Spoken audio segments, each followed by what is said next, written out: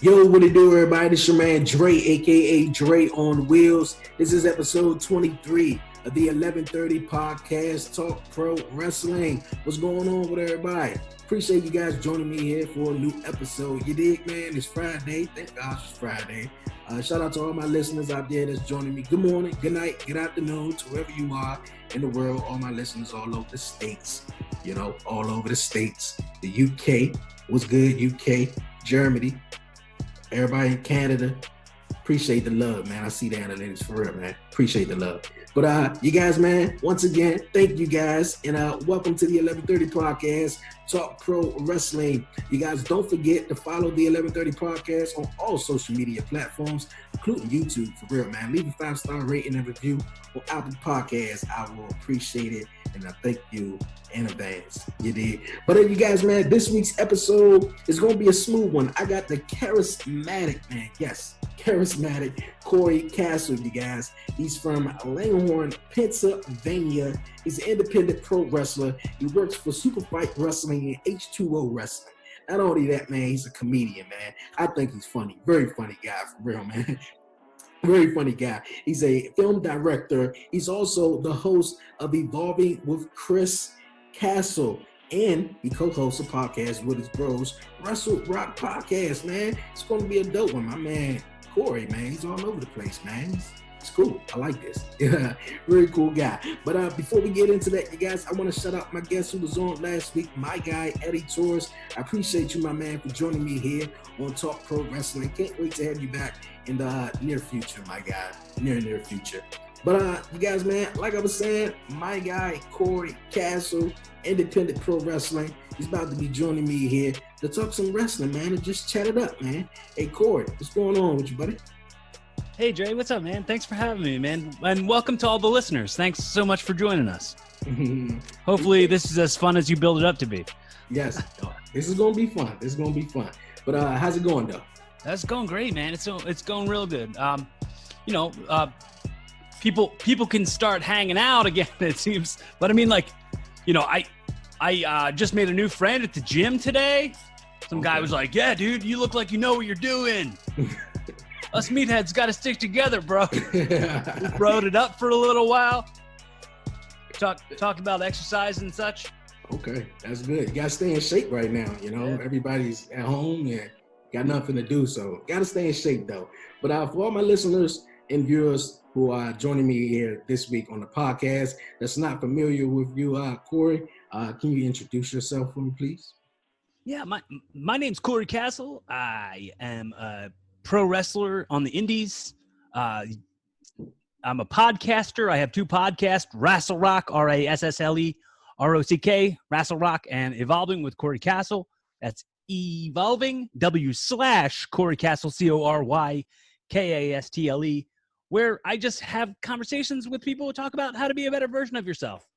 I mostly a lot of people who really fascinate me or inspire me in some way, people who are names in comedy or pro wrestling or acting, or like my neighbor or my mom, just somebody who is fascinating to me. It's not always somebody who's like a big name or anything.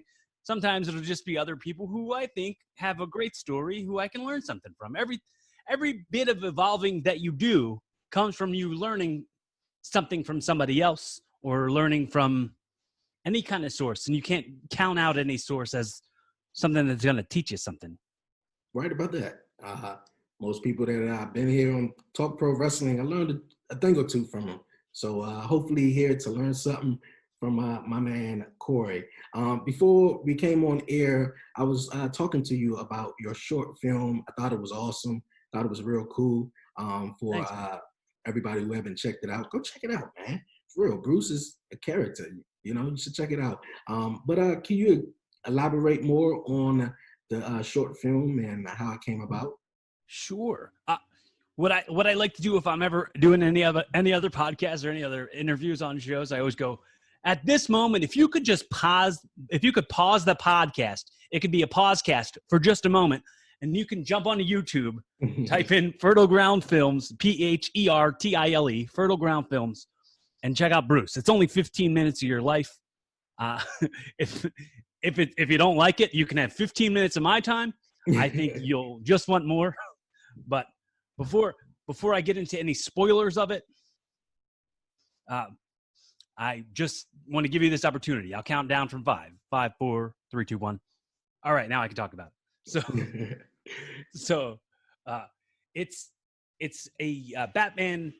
It says in the description, Batman fan film in parentheses.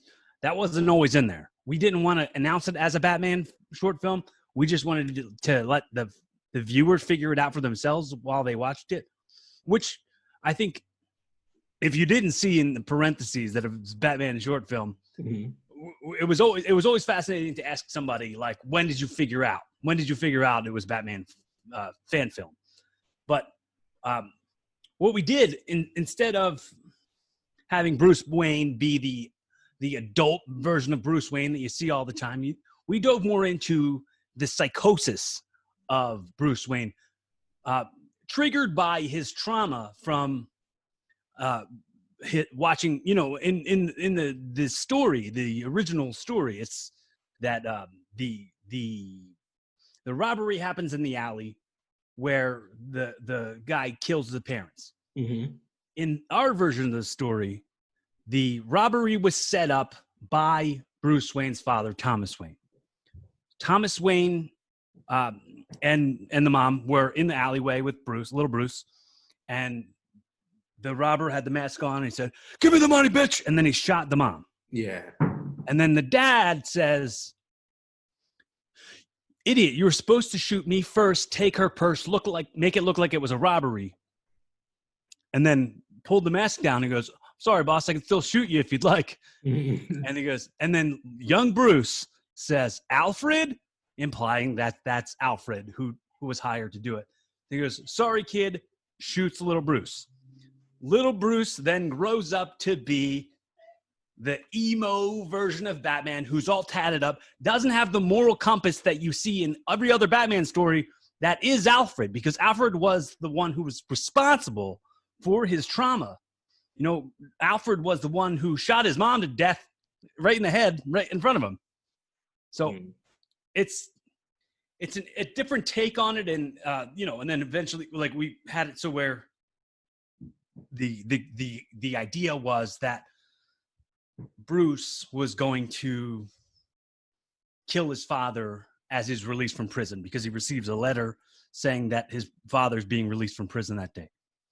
Okay, man. I enjoyed it. I'm just going to say, though, for everybody out there, go check it out, man. But I'm glad you're here on Talk Pro Wrestling with me. Another thing off air, we was chatting about, you said you did some extra work for WWE at the Survivor Series in 09.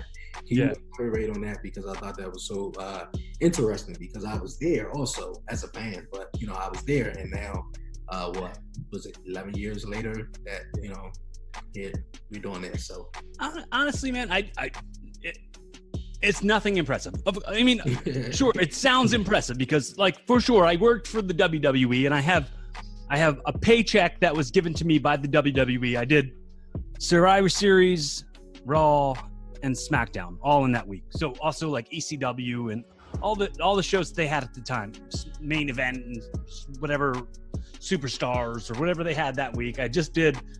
Like, I was in the background of promo, like when they always show people in the background, like texting on the phones or like chatting with other people. I was just doing that. And I was in the background of like a Vicky Guerrero promo, a CM Punk promo, a Batista promo, like just nothing impressive. I was just standing in the background. And before the show started, I got to like roll around the ring with some people. And like, I got to meet all these like people who I idolized as a kid. I got to meet Shawn Michaels and Triple H and The Undertaker and Chris Jericho, my favorite wrestler. But the funny thing about it was, I have been such a fan of Chris Jericho, like, forever.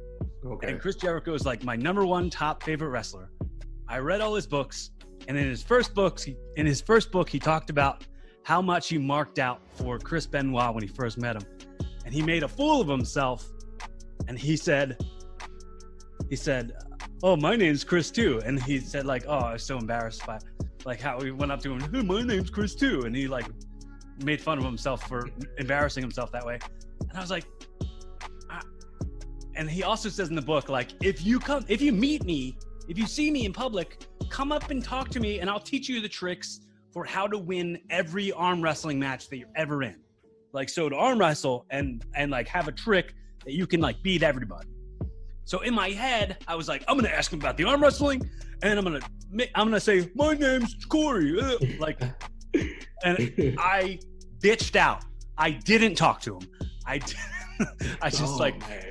I saw him walk in the room. I was like, oh, like fading out of the room. Too nervous. What happened?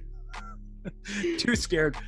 And it would be great one day to have a relationship with Chris Jericho and tell him that story, or maybe one day put it in my book.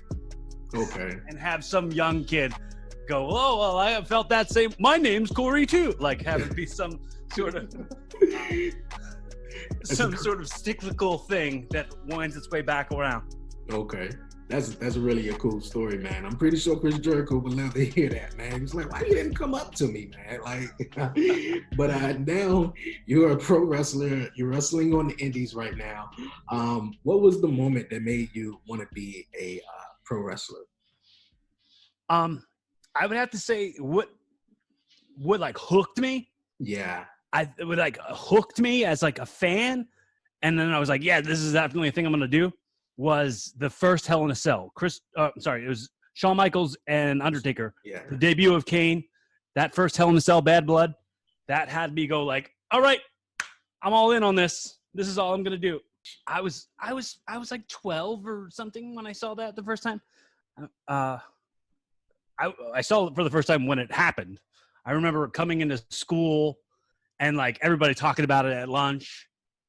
Like, but other than that, I mean, like, finding wrestling fans. I mean, how old are you, Dre? I'm 29. I'll be 30 next month. Isn't it weird? Like in school when you're a kid, like it's rare to find other people who are into this thing that you're into. Yeah, it's very rare, and you don't even find a lot of wrestling fans, and more people are fans of like major sports, football, and stuff like that. So you get to talking about wrestling, people looking at you weird, you know, like, what's wrong with you? Don't you know that's fake? You know, so. JR, Jim Ross talks about how people fat shame wrestling fans. Mm-hmm. Like they act like you're stupid because you like it. And it's like, no, you're stupid to think that I'm stupid because you think I don't get it. You don't think I understand what this is. Of course I understand what it is. And I get it for the art and for the performance and for the drama. Like, we are more cultured than you. We understand so much more about storytelling. Exactly. Look at the world now. Look who the president is. A WWE Hall of Famer. The man who hosted 2 WrestleManias. Exactly. He's stupid too? Okay. I mean, but like, maybe he is stupid. But I mean, he's a heel. He's a heel. He's doing it as a heel. Like, yes, we don't say that. The whole debate was nothing but a heel. That's all I could think about back when he was with WWE and he was just doing his heel stuff, you know, like it's crazy. But yeah, man, they try to just look at us like, oh, you know, like, really, you don't know what that is? Like, come on, though. Right, like, and people, you know, shame wrestling, but also, you know, pay $20 to go sit in front of a movie screen. And the movie, you know, is, come on, like, so. The movie is faker than wrestling. Exactly. The fight scenes in the movie are done. The action is done by stuntmen who look like the actor. In wrestling, the actor is the one who's doing the stunts too. And there's no like, cut, take, let's do that again. It's like we do it and it's live. And there's no do-overs. Exactly. I get what you're saying, man. I really do. I'm with you. I'm on your team. But how did you get started in the wrestling business? So long, complicated story. So like I said, I discovered my love for wrestling. I'm gonna say probably like 96, 97 was when I like really bit into it and was like, yeah, I'm going to do it. And then when I was like 14 years old, so that was 1998. There was an article in the newspaper. This sounds like it's a story from the 1800s. There's an article in the newspaper. I could believe it. There was pictures of kids my age in a ring, like doing stuff, like taking bumps. And my friend Scott was like, hey dude, we should go to this. And I was like, yeah, absolutely. Let's go to it. So we went to it, and it was like these,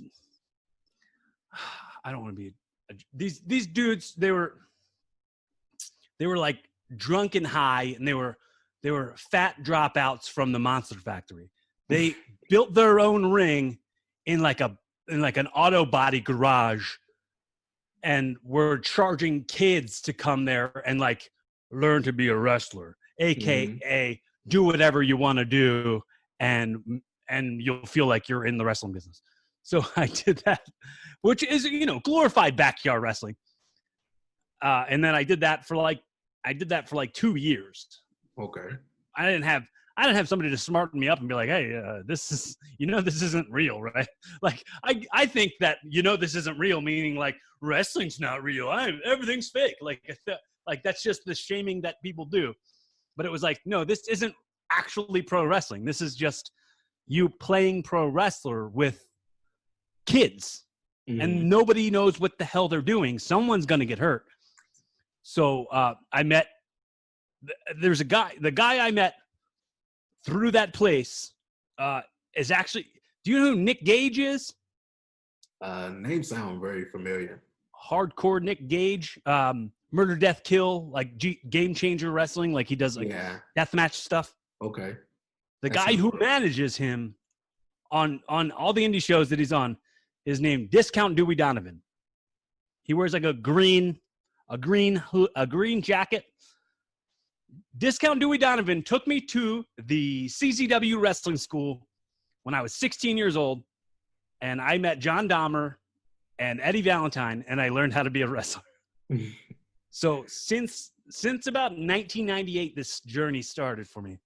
Oh, wow. So for like 23 years, I've been taking bumps and paying dues. Hey, cool story, man. Cool story. You've been doing your thing, and you seem like you're very charismatic, though. I seen your matches on YouTube, and from just talking to you, man, you seem like you're very charismatic. And Thanks. You were saying that you were in the backgrounds and the Survivor Series and WWE and stuff like that. And you was like, it's not a big deal. Well, I would look at it as a big deal. I know I may not have been on the pay-per-view or the shows, but hey, it was a cool deal. But I don't want to like minimize it, because it's great. You know what I mean? It's such a cool thing, it's just my kind of way of trying to like reach for something bigger. You know what I mean? That's kind of a way to exactly. I know what you said. To humble myself, to not go like, look how big of a deal I am. Yeah. Look what I'm doing. I'm in all kinds of things and doing stuff. But for sure, I do deep down give myself the credit and go like, I've accomplished some things, and I'm continuing to accomplish some things, and I'm going to continue to be as multifaceted as possible, because, that's why on my podcast, Evolving with Cory Kastle, available on Amazon Music, on Apple Podcasts, and Spotify. Before I start every episode, I beat this little drum. This little drum represents all the things I am and do, and the consistency of it. So one of these days, someone's going to be like, do you hear that little drum? I'm that little drum. That's me. That represents my consistency. Okay. I like that. I really, really like that. That's cool, man. And speaking of accomplishing things, what is it that you would like to accomplish in the wrestling business in the next 5 years? Oh, man. That's tough, man. It's really tough. I honestly, I have the same goal with wrestling as I have with stand-up. As I just want to make memories, like not just for myself, but for the people who want to see it, or I want to be great at it. You know what? I just want to be really good. Okay. It's less of a oh, I'm gonna have my own Netflix special. I'm gonna light the world on fire. I'm gonna be in the WWE. I'm gonna be in AEW. I just, that stuff is cool, but like they don't, dude. I'm about to be 37 years old. Like, okay. I'm too old. So and on top of that, I'm a brain surgery survivor. I had brain surgery in 2011. Wow. So like, they don't want to take that liability. You know what I mean? Yeah. I'm gambling every single time I'm jumping in the ring. So if I'm going to do it and I'm going to like make a career out of it, it's like, I really, at this point, everything's a bonus to me. You know, everything's such a bonus. I love the ability to live in my truth and sort of like explore all the avenues that I can. Okay, cool, man. That's real cool. I say you got charisma, and you do, and also you're a comedian also, man. Come on, tell me about it. Because I'm laughing. If people can see me right now, I think when they see this on YouTube, you know, yeah, you know, you can listen to me wherever, on every podcast, wherever you listen to me at. But if you see this, I'm laughing the whole time, though. But tell me about being a comedian and stuff. I mean, honestly, doing comedy for me is it's almost like that was the first thing I ever thought I ever wanted to do or ever be. So like when I was a kid, I didn't really know what stand-up comedy was, but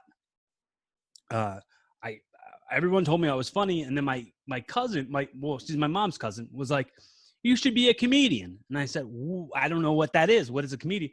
And I watched like VH1, and there was a show that was hosted by Rosie O'Donnell. And Rosie O'Donnell was doing stand-up comedy. She was hosting the show, and she was so funny to me. And I was like, you know what? That's what I'm going to do. I'm going to be a stand-up comedy. I'm going to be a stand-up comedian. And I was like, well, I'm going to be a wrestler. Like when I was like found the love for wrestling, I was like, I'm going to be a wrestler. And I was like, burn the boats. You know what I mean? Like burn the ships, no turning back. I'm only going to be a wrestler. I'm not going to be anything else. And then I was wrestling for a long time, and obviously that wasn't what I was doing as my career. I wasn't making a living off of that. Yeah. And it wasn't fully creatively feeding my spirit. It wasn't keeping me fulfilled. So I was like, you know what? I'm going to get up on stage and do some open mics. So around 2008, I hit some open mics, and I got some laughs off some jokes that I had been writing for. I started writing jokes when I was like 21. Oh, wow. So I was like, well, actually before that, because I worked at a bar as like a bouncer, that they did comedy on some Wednesday nights. And I was like, oh, I'm going to do it. But they were like, oh, you can't go into the bar part because you're under 21. So I was like, oh, I'm going to write jokes. I'm going to do stand up. And then I stopped working there. So I kind of put it on the back burner, and then I was like, yeah, it's really something I want to do. So I still at this point, I don't really consider myself a comedian. I mean, I for the ease of just saying, I'm a comedian and a wrestler, and I'm like, as far as like the ease of listing it all off, I'm someone who happens to do comedy, but I'm not a paid comedian. You know what I mean? Like I've made like $50 twice. Okay, yeah, I get what you're saying though. You know what I'm saying? You're still a comedian though, man. Yeah, you're cracking me up. Another question, man. If you could wrestle anyone on the independent scene that you enjoyed wrestling with, or that you haven't worked with, who would it be?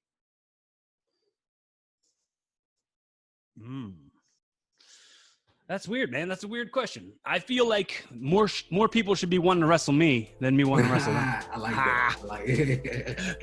I like that one. There you go. Hey, you guys, man, hit here on the 1130 podcast, Talk Pro Wrestling. I got my guy, Cory Kastle, here in the building. We're going to take a quick, short break. And when we come back, we're going to talk some more wrestling. And we're going to play a game of Are You a Fan or Not? Let me see if my man Cory is a fan. You know, a little bit more wrestling and all that more. We're going to take a quick break, and we'll be right back here on the 1130 podcast, Talk Pro Wrestling. When it comes to growing your podcast, it's tough to know where to start. That's why Anchor gives podcasters the tools they need to make each episode better than the last. Now, Anchor Analytics includes new stats from Spotify to help you better understand who's listening and what they like about your show. With charts that let you see how far people are making it into each episode and where they're dropping off, you can plan your podcast around the content that performs best. Hover over to see how many people are tuning into specific segments and learn what hooks your audience by comparing the average listening time across multiple episodes. Using anonymized demographic data from Spotify, take a granular look at the age and gender of your listeners to start tailoring your content or targeting new audiences. Track analytics from multiple platforms and Spotify insights. Everything you need to grow your podcast, all in one place with Anchor. Yo, you guys, welcome back here to the 1130 podcast. I got my guy, Cory Kastle, here on Talk Pro Wrestling with me this week. Welcome back here, you guys, to the podcast. Cory, how's it going, buddy? Having fun? Dude. Thanks again. Welcome back, everybody. Hey, man, you cool guy.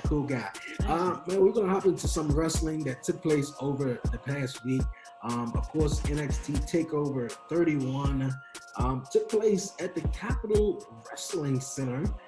For those who may not know, that was the WWE Performance Center, but how they made that, Performance Center look for NXT TakeOver, in my opinion, was marvelous. And so they're calling that the Performance Center, they're calling that the Capitol Wrestling Center?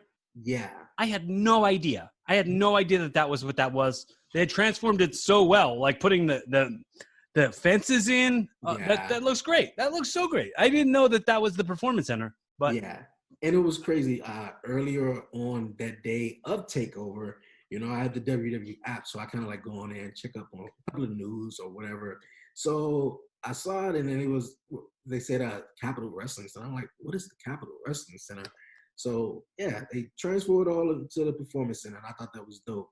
So I gotta ask you. Of course, you said you like it, but which one you prefer if WWE? Which one you prefer if WWE had to choose?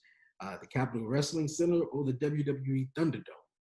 Dude, the either one is great. I really like the Capitol Wrestling Center because they have some live audience in there.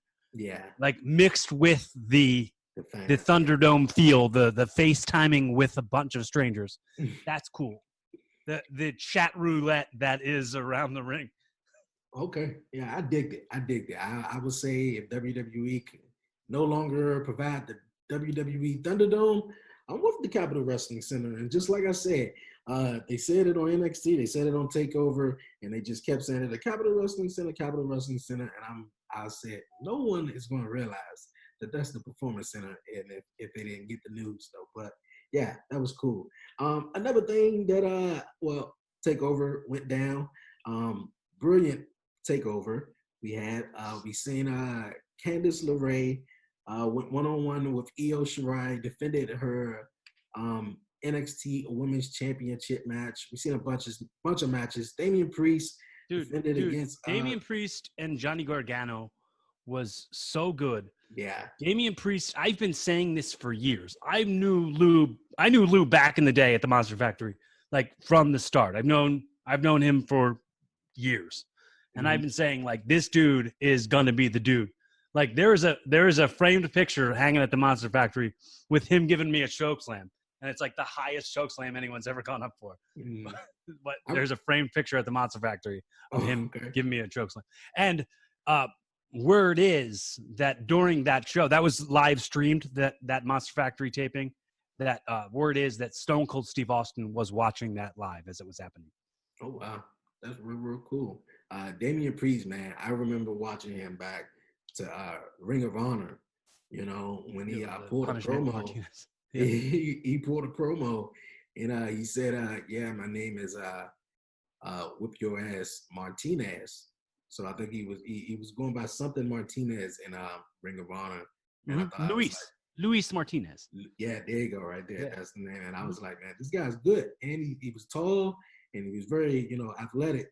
And what the size he was. So I was like, he's gonna be something. But they had that match with Johnny Gargano was a dope match. Very, very dope match. Yeah. I read somewhere that like they're grooming him at this point. Like that match was designed to sort of catapult him a little bit more into where they're investing a lot into him being kind of a future superstar on the main roster.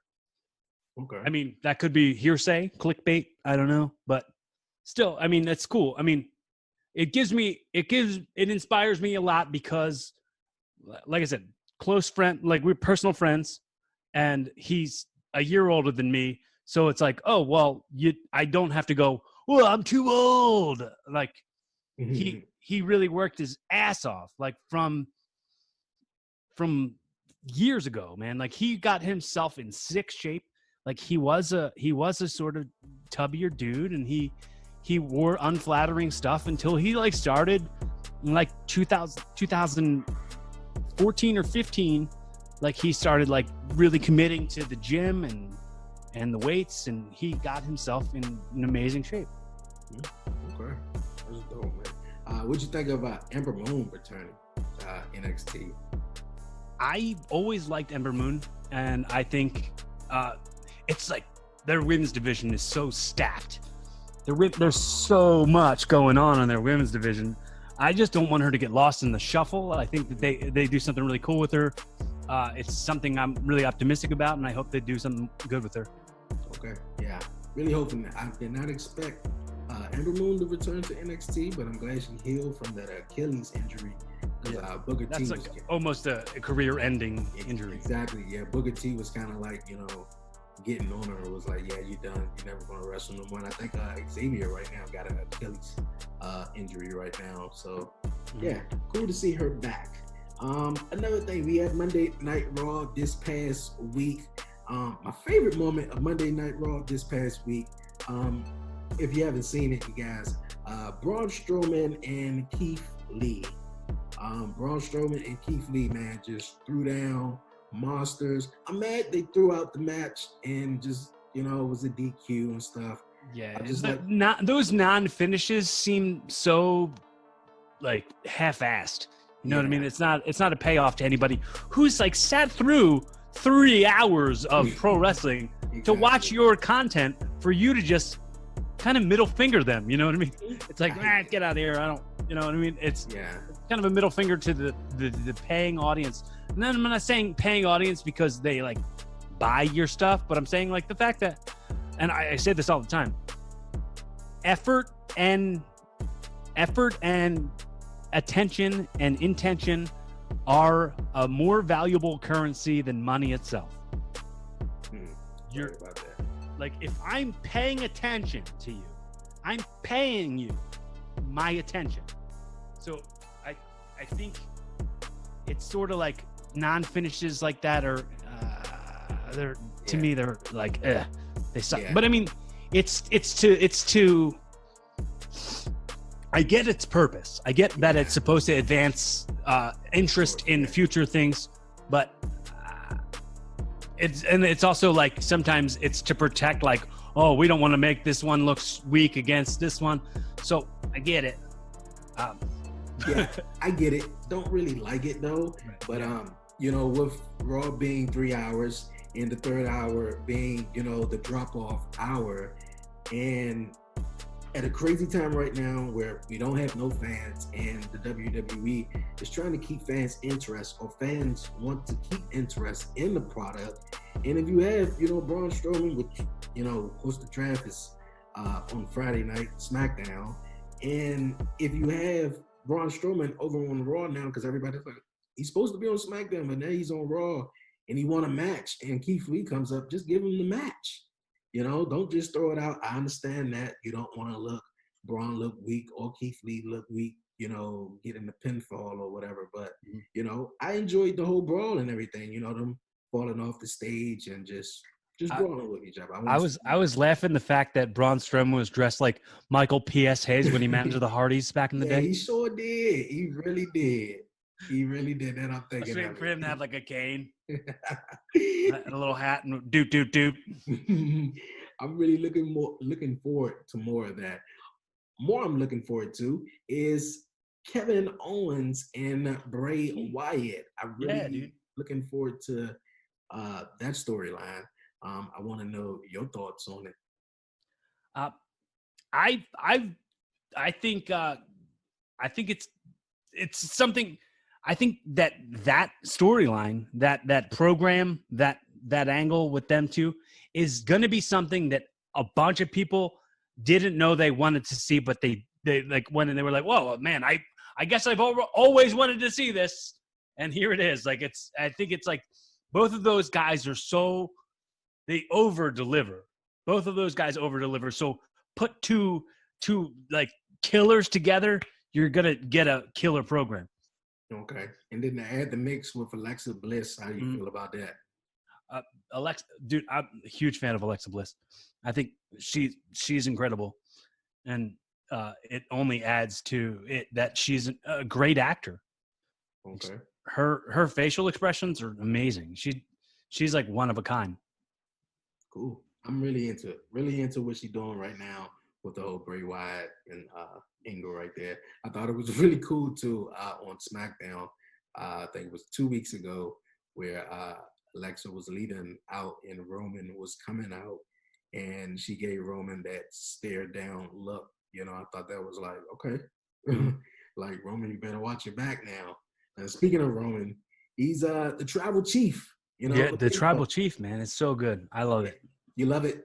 Yeah. I was just gonna ask, you know, what's your thoughts on it, man? And before that, I gotta say, because I said it on the podcast a couple of times, the Uso that he was fighting, it was Jey Uso. I thought it was Jimmy Uso the whole time until the matchup. So I was like, okay, it's going to be even more interesting. Do you know when it messed me up? Because I thought it was him too. I thought it was Jimmy. I thought it was the one who was married to Naomi, who's on like Total Divas. I thought it was John Fatu. Yes. Mm-hmm.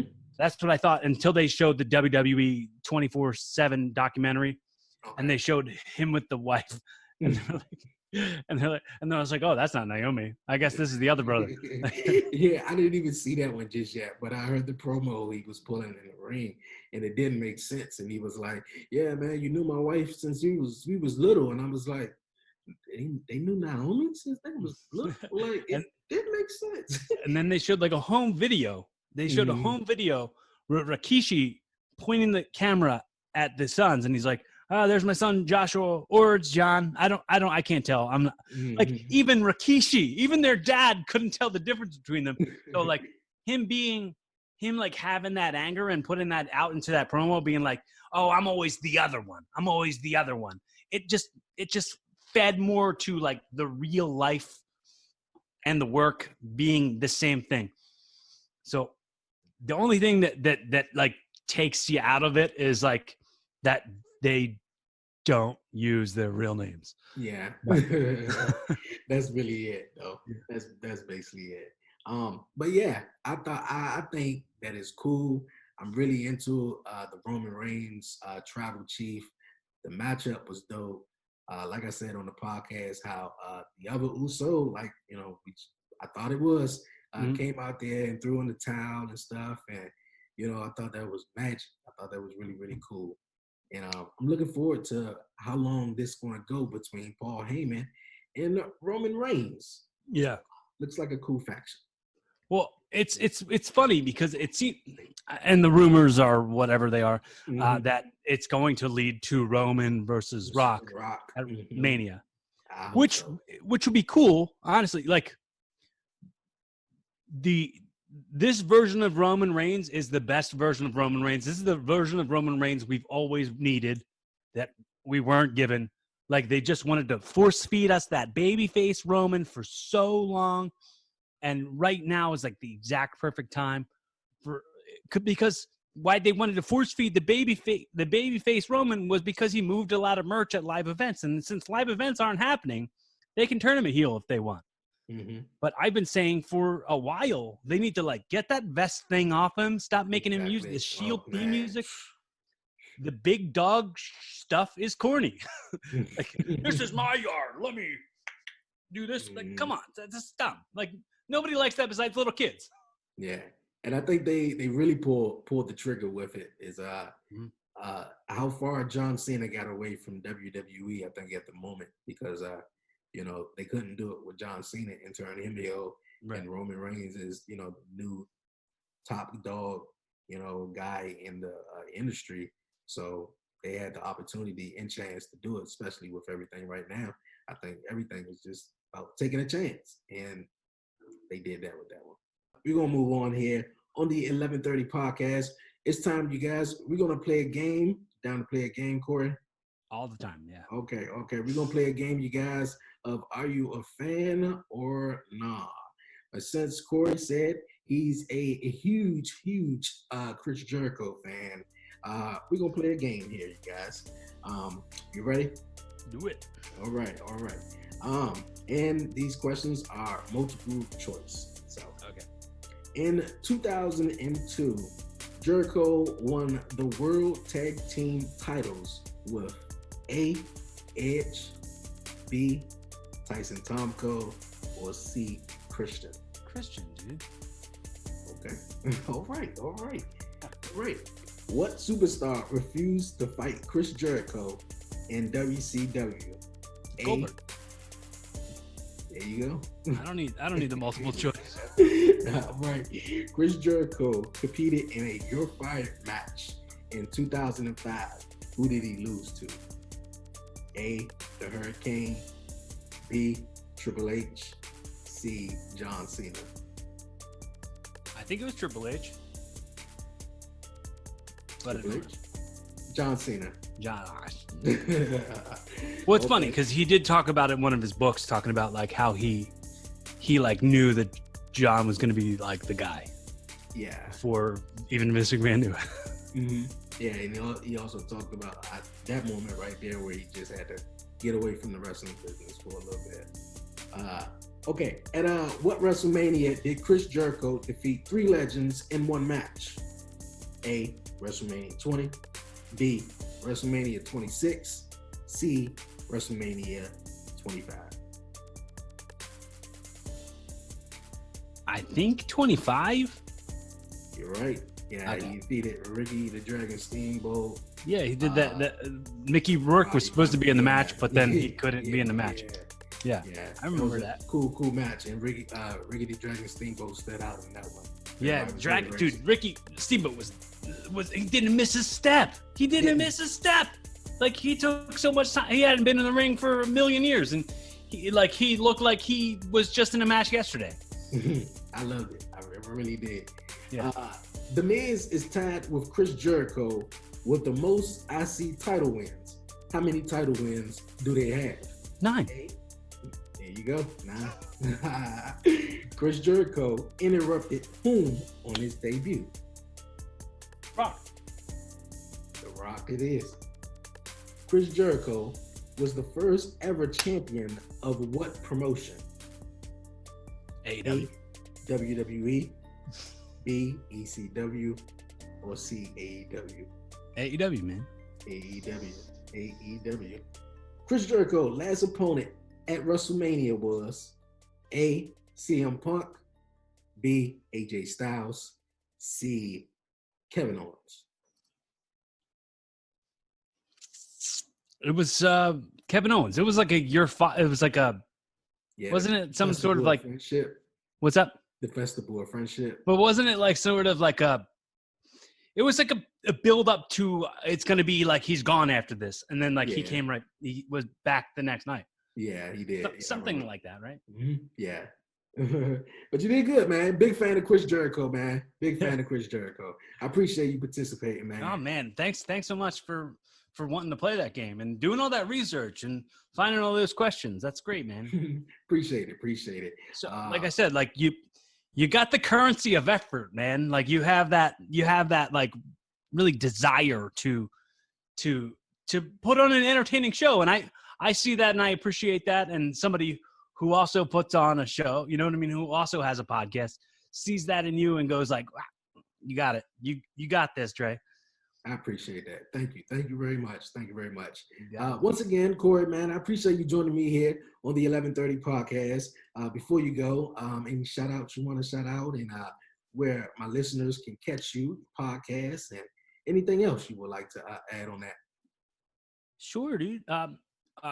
Check out my store on Pro Wrestling Tees. That's prowrestlingtees.com/Cory Kastle. You can check out, there's like 3 different t-shirt designs. One that looks like the White Castle logo, but it says Cory Kastle on it. Mm-hmm. One that looks like this one right here. It says, it looks just like this. And then there's one that looks like the WrestleMania 14 logo, but it says Castlemania on it. Okay. They're all only, they're only $19.99. But right now there's like a fall sale going on where you get 20% off if you enter in the code FALL at checkout. If you go onto Instagram, you can follow me at Cory Kastle. That's CORYKASTLE. Spelled as such if you're viewing. Cory with no E. There's no E in Cory. Only jerks do that, like Corey Graves. Not me. Okay. And check out my podcast, Evolving with Cory Kastle.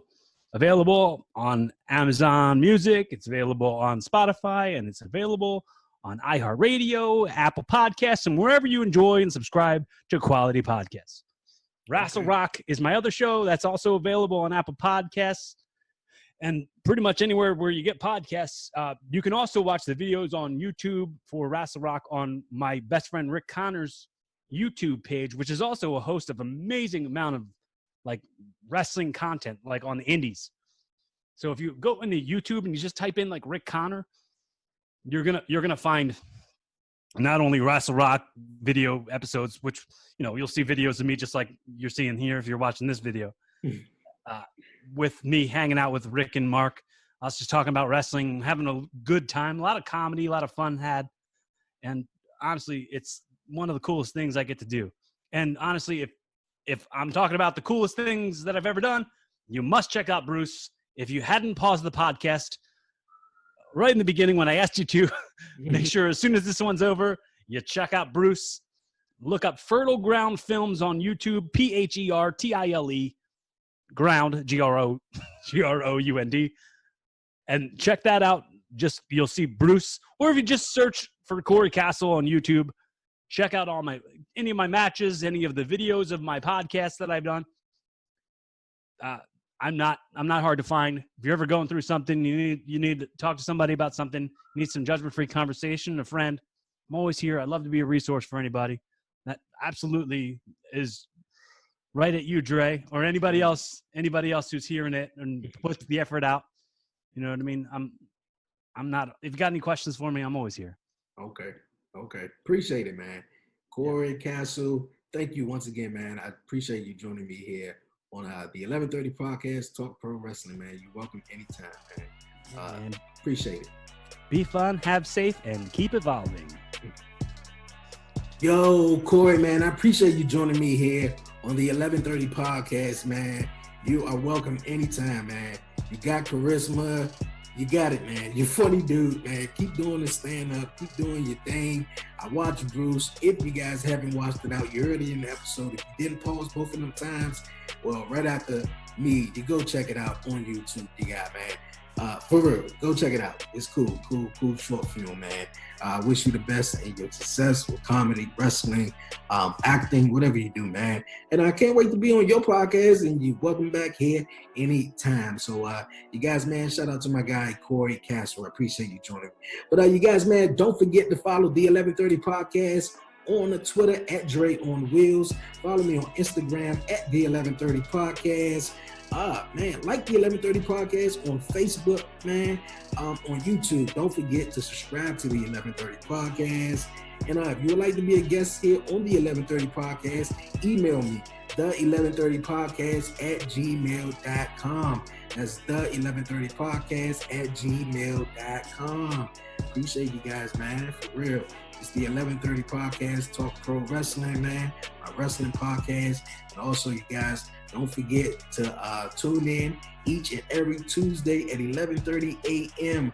on YouTube. New episodes of the 1130 podcast, the main podcast, premieres at 11:30 a.m. New episodes, man. So don't miss it, for real, man. It is. So I appreciate everybody, man. It's your man Dre, aka Dre on Wheels. Appreciate my guest Cory, and I'm out.